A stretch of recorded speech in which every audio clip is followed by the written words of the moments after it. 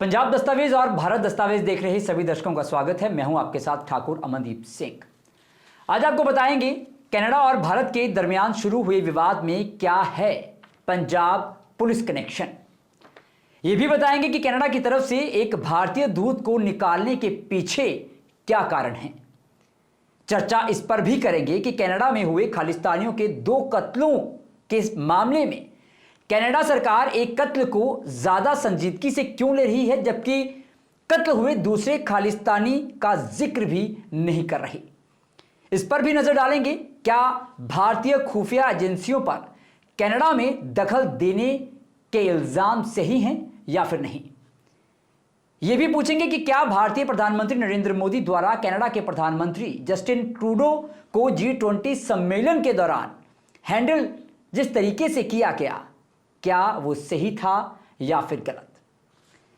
सबसे पहले देखिए ये 2 ताजा वीडियोस। पहली वीडियो है कनाडा की एक लेडी स्पोक्स पर्सन की और दूसरी कनाडा के प्रधानमंत्री जस्टिन ट्रूडो की। वो क्या कहते हैं, पहले वो सुनिए।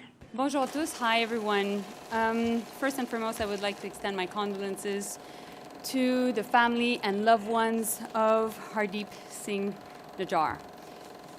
The allegations that a representative of a foreign government may have been involved in the killing of a Canadian citizen here in Canada on Canadian soil is not only troubling, but it is completely unacceptable. If proven true, this would be a grave violation of our sovereignty and of the most basic rule of how countries deal with each other. We've been clear we will not tolerate any form of foreign interference. Since this was brought to our attention, we've been guided by 3 principles. The first one, we will seek the truth. The second one, we will protect Canadians at all times. And thirdly, we will protect Canada's sovereignty. I've conveyed these principles to my Indian counterparts, and I've also told him that we expect India's full collaboration to make sure that we get to the bottom of this. And as of today, and as a consequence, we've expelled a top Indian diplomat from Canada. Canadians. Over the past number of weeks, Canadian security agencies have been actively pursuing credible allegations of a potential link between agents of the government of India and the killing of a Canadian citizen, Hardeep Singh Nijjar. Canada is a rule of law country. The protection of our citizens and defense of our sovereignty are fundamental. Our top priorities have therefore been, 1, that our law enforcement and security agencies ensure the continued safety of all Canadians, and 2, that all steps be taken to hold perpetrators of this murder to account. Canada has declared its deep concerns to the top intelligence and security officials of the Indian government. Last week at the G20, I brought them personally and directly to Prime Minister Modi in no uncertain terms. Any involvement of a foreign government in the killing of a Canadian citizen on Canadian soil is an unacceptable violation of our sovereignty. अब जिस भारतीय दूत को निकालने की बात की जा रही है उसके बारे में एक्सक्लूसिव जानकारी आपको पंजाब दस्तावेज और भारत दस्तावेज के माध्यम से देंगे। ऐसी जानकारी जो अब तक ना तो किसी नेशनल मीडिया ने और ना ही रीजनल मीडिया ने आप तक पहुंचाई है। स्क्रीन पर देखिए, यह है पंजाब कैडर के 1997 यानी कि 1997 बैच के आईपीएस अधिकारी पवन कुमार राय, जिनकी पहली तैनाती तरनतारण में बतौर एसएसपी 2006 में कैप्टन अमरिंदर सिंह ने मुख्यमंत्री रहते की थी। 2007 सितंबर में इनका तबादला अमृतसर में हुआ। उसके बाद वो पहुंचे जालंधर, जहां उन्होंने करीब 1 साल नौकरी की। फिर पवन कुमार राय केंद्रीय इंटेलिजेंस ब्यूरो के अमृतसर में प्रमुख बने। 3.5 साल के कार्यकाल के बाद वे इंटेलिजेंस ब्यूरो में ही दिल्ली चले गए। हाल ही में पंजाब पुलिस ने उनको एडीजीपी के पद की तरक्की दी। उनके बैचमेट्स अरुणपाल सिंह, नौनिहाल सिंह और राकेश जायसवाल सभी पंजाब में ही तैनात हैं और एडीजीपी बन चुके हैं। पवन कुमार राय के स्वभाव और काम करने के तरीके के बारे में आपको बताते हैं। एक पूर्व पुलिस अधिकारी जिन्होंने पवन कुमार राय के साथ नौकरी की, उन्होंने बताया कि वे एक बेहद ईमानदार, वक्त के पाबंद और एकदम साधारण जीवन व्यतीत करने वाले अधिकारी हैं। तरनतारण में सभी हैरान हुआ करते थे जब वे सुबह 5 बजे के करीब उठकर बिना पुलिस सुरक्षा के गुरुघर की तरफ निकलते, गुरुघर में माथा टेकते और गुरुघर से वापस अकेले ही घर लौटते। उसके बाद ठीक सुबह 9 बजे दफ्तर में अपनी सीट पर वो हाजिर पाए जाते। आधा घंटा लंच ब्रेक के बाद शाम करीब 5 बजे तक वे लोगों से मिलते, उनकी समस्याओं का समाधान करते और सरकारी फाइलों को निपटाते। वो भगवान से डरने वाले इंसान समझे जाते रहे हैं। अब बात करेंगे G20 सम्मेलन में भारतीय प्रधानमंत्री नरेंद्र मोदी और कैनेडियन प्रधानमंत्री जस्टिन ट्रूडो के बीच हुई बातचीत के बारे में। नरेंद्र मोदी ने जस्टिन ट्रूडो के समक्ष सबसे पहले मुद्दा रखा कनाडा में सरगर्म खालिस्तानियों का, जो आए दिन भारतीय सरकार या भारतीय दूतावास के सामने प्रदर्शन भी करते हैं और हमले भी करते हैं। कई मंदिरों को वेंडलाइज भी किया गया। हाल ही में सरी के एक गुरुघर के सामने 3 भारतीय दूतावास के अधिकारियों की तस्वीरें लगाकर उनको मारने का आह्वान किया।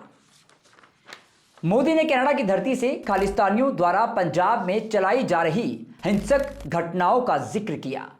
पंजाब में गैंगस्टर्स के साथ मिलकर नशा और हथियारों का काला कारोबार करने का जिक्र भी किया। कहा कि कनाडा की धरती पर भारतीय डायस्पोरा सुरक्षित महसूस नहीं करता, जो गलत बात है। मीडिया रिपोर्ट्स के मुताबिक इसके जवाब में जस्टिन ट्रूडो ने कहा कि कनाडा में फ्रीडम ऑफ स्पीच की पूरी आज़ादी है। उन्होंने कहा कि हमारा कानून किसी को अपने विचार व्यक्त करने से, अपनी मांगे रखने से नहीं रोकता। दूसरा, उन्होंने कहा कि भारतीय एजेंसियों द्वारा हरदीप निज्जर के कत्ल करवाए जाने की बात सामने आ रही है और भारतीय सरकार को सहयोग करना चाहिए क्योंकि हरदीप निज्जर कैनेडियन नागरिक था। भारत द्वारा कनाडा के अंदरूनी मामलों में दखलंदाजी हमें स्वीकार नहीं, ऐसा भी जस्टिन ट्रूडो ने कहा। बाद में भारत की ओर से जस्टिन ट्रूडो की इन सब बातों का खंडन किया गया।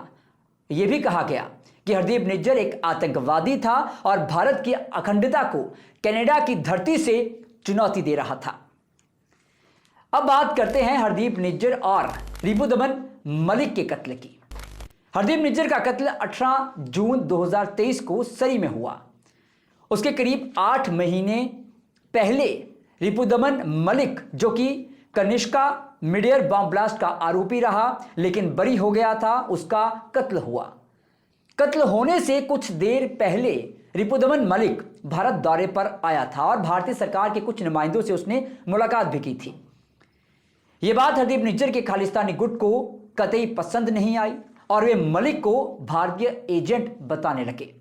इसके बाद खालिस्तानी समर्थक रिपुदमन मलिक की प्रिंटिंग प्रेस में छपते श्री गुरु ग्रंथ साहब जी की बीड़ साहिब को मशीनरी के साथ उठाकर उस गुरुघर में ले आए जहां का प्रधान हरदीप निज्जर था। यह चर्चा आम थी कि रिपुदमन मलिक के कत्ल के पीछे निज्जर गुट का हाथ संभावित है, लेकिन कैनेडियन सरकार ने इस एंगल से मामले की जांच की ही नहीं और एक संदिग्ध गैर भारतीय को मलिक कत्ल में चार्ज किया। दूसरी ओर हरदीप निज्जर के कत्ल के बाद खालिस्तानियों द्वारा एक प्रोपोगंडा किया गया कि निज्जर का कत्ल भारतीय एजेंसियों द्वारा करवाया गया, जिसका कोई पुख्ता सबूत अब तक नहीं मिला। लेकिन इसको आधार बनाकर कनाडा सरकार ने भारत पर दबाव बनाने की कोशिश की। जैसे आपने इस खबर की शुरुआत में दिखाई वीडियो में कनाडा सरकार का पक्ष सुना कि अगर यह इल्जाम सही है कि भारतीय एजेंसियों ने निज्जर का कत्ल करवाया है तो इसे हरगिज बर्दाश्त नहीं किया जाएगा।